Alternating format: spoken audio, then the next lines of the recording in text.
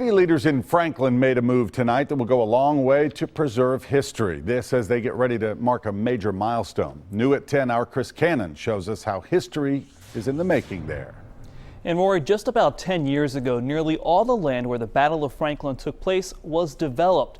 Over the last decade, that has slowly changed, and more is on the way as the century and a half after the end of the Civil War. November marks the 150th anniversary of the Battle of Franklin. History is more than just pages in a textbook. Just look around Franklin, you can see it.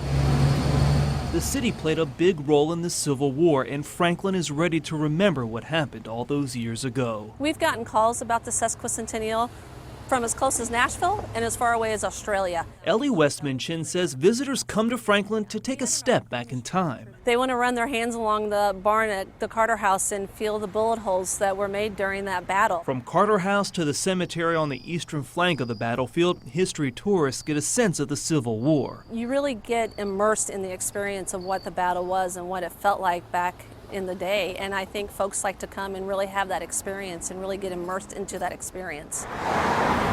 You'll find hallowed ground across the city. Franklin has really been a remarkable story of reclaiming the battlefield. And city leaders are working to save even more land by teaming up with preservation groups to secure grant money. At this point, there's not a specific obligation for the city. It is working through, and there's private fundraising that's going on to help meet the match requirements. The millions raised will purchase these two lots next to Carter House, and the land will become the next spot Civil War enthusiasts can visit. Every time they come back, they're probably going to see more of Franklin that is being preserved, and that's really important for that experience and for that guest. Because when you come to Franklin, it's easy to see the history.